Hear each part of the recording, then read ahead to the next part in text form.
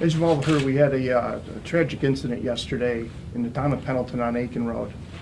We received a 911 call around 3:30 that reported a young boy, a 10-year-old boy, was trapped in a snowbank and wasn't breathing. We dispatched patrol cars, and luckily we had some patrol cars within a few minutes from that address on Aiken Road. Unfortunately, that boy passed away despite excellent efforts by all the first responders. The boy that died was 10-year-old Benjamin Wasik. Benjamin is a fourth grade student at Star Point Central School, lives in the town of Pendleton. At the time of the accident, Ben was with his mom and dad, something he typically does. As you know, Star Point was closed yesterday, as were several of the schools. But he went with his mom and dad over to the farm, which is something that Benjamin loved to do. Mom and dad were doing chores. Benjamin noticed that one of the chores was plowing snow, because there was an awful lot of snow at the farm, and one of the chores was plowing snow. So as Ben's dad and another relative were plowing snow, Benjamin kind of took kindly to a very high pile of snow and decided to climb on it, despite being told before that by his father not to do that. When his dad didn't see him for a couple of minutes, he started to look around for him. And he checked several of the barns, and there's multiple barns on the facility. Couldn't find Ben. Asked his wife. They hadn't seen him for a couple of minutes. And unfortunately, they noticed the large snow pile and decided to start checking that. And when they did, they found Ben underneath the snow in that snow pile. 911 dispatchers immediately, when they received the call, started to instruct CPR because Ben was not breathing.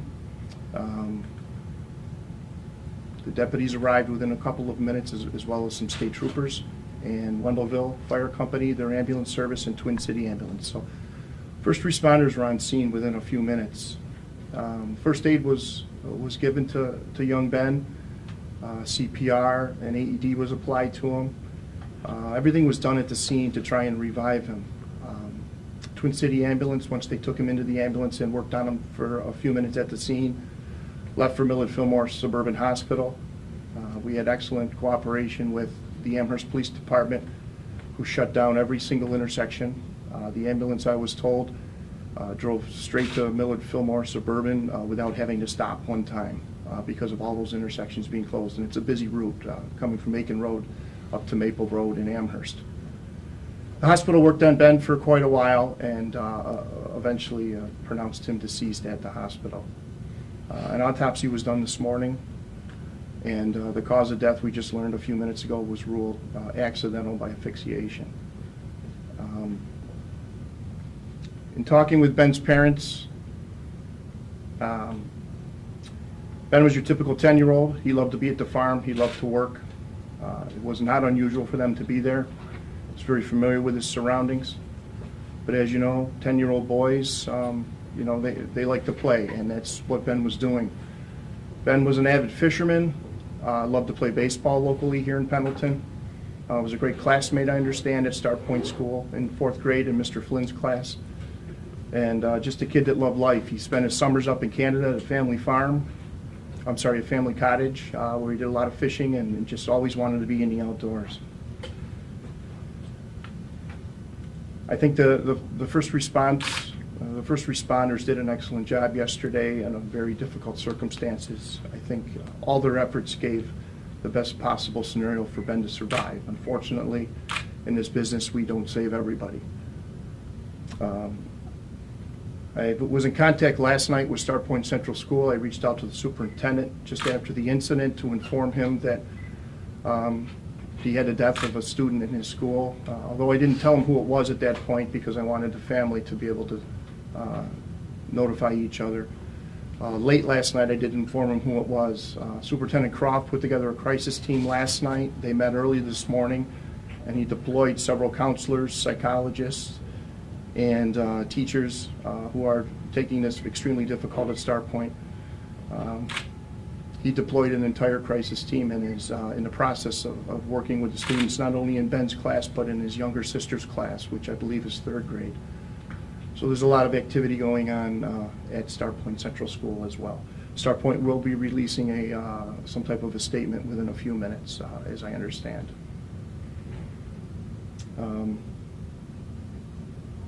I think I've covered everything so far. I'll just take a couple of questions. Sheriff, do you have any idea of how large this snowbank was to have engulfed this little boy as much as it did? It was large. It was probably about 15 feet high. Jen, in that area, they were plowing snow and pushing it up against a barn to get it out of the parking lot area. So it was a pretty significant snowbank, and of course would be attractive to a 10-year-old boy to have a lot of fun on. Can you spell his first and last name, please? It's Benjamin, which is the common spelling. Wasik is W-A-S-I-K. W-A-S-I-K. Did he have any pre-existing health conditions like asthma or anything that would have made the situation, you know, more dangerous than it would have been for a healthy child? Was he healthy? There's no evidence he had anything pre-existing. He died of asphyxiation by entrapment. By entrapment.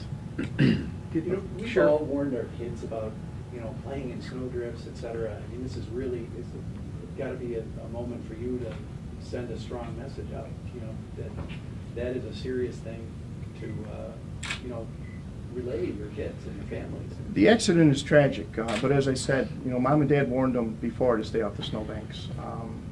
I can tell you that these are excellent parents. The Wasik family is a large family in Pendleton, known by everybody. They're great people. They're known by, you know, a large number of our deputies.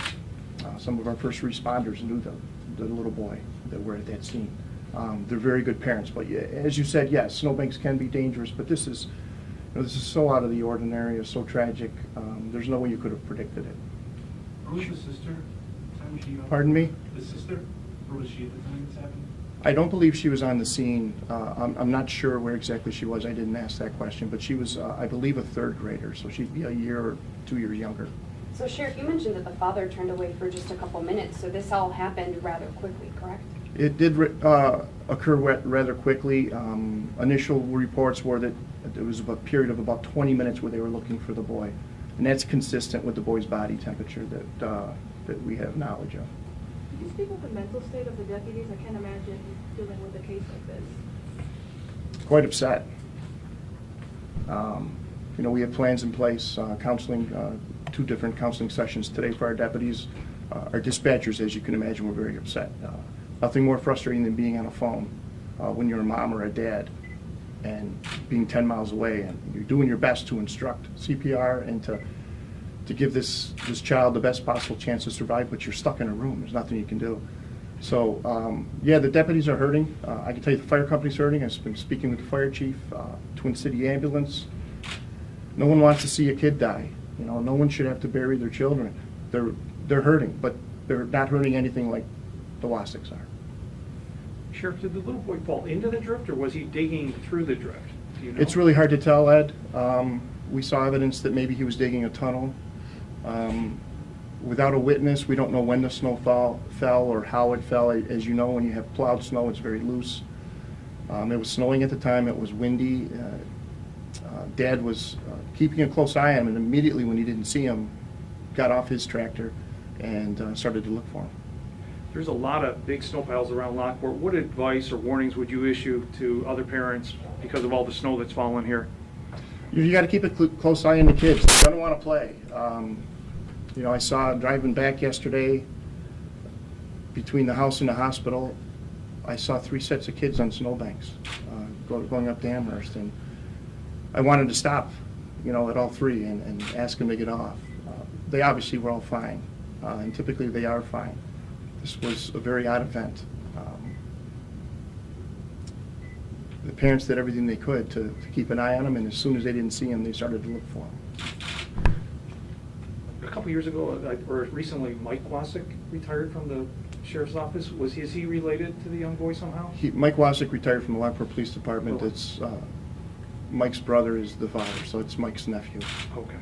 So Mike is obviously was with his brother all day yesterday, and Mike's one of those cops that saved a lot of people in his day, and wishes he could have saved his nephew yesterday. So Mike's taking it pretty hard.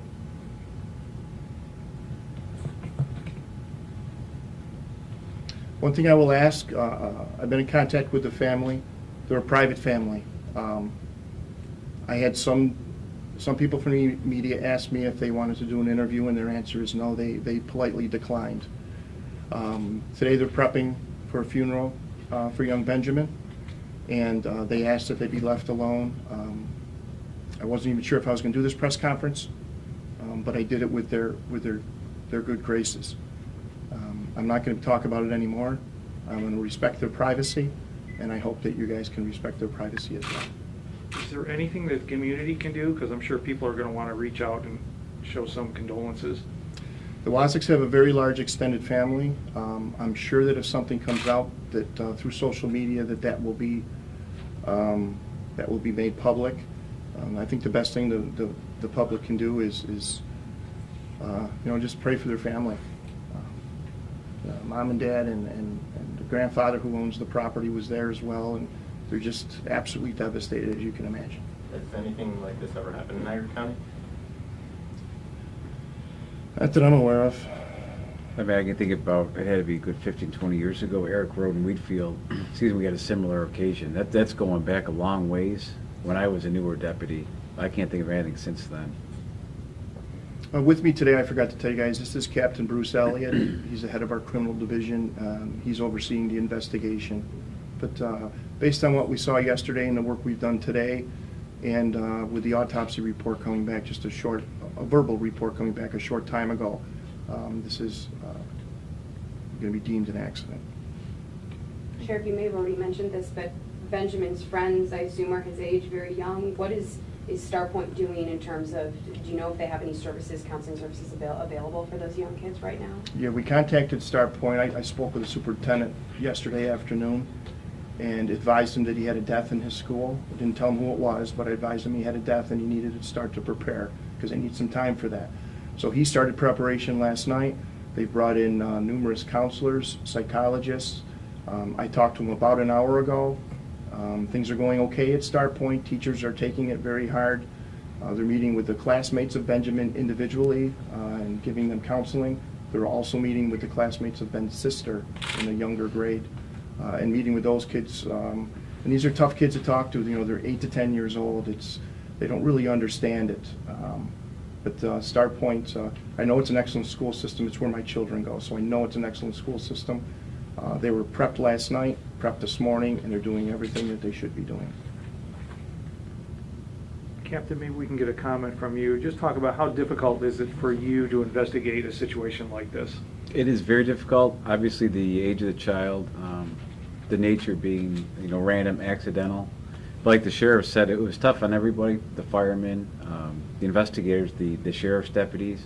No one wants to investigate this. But we have plenty of support. We're lucky at the sheriff's office. We have great employees here, great people to work with. We support each other. In times like this, it's very helpful. And we stick together in first responders and fire service and police. So we're here for each other. And in a situation like this, it's when it really helps. I brought 2 photos that the family has shared with me of Benjamin.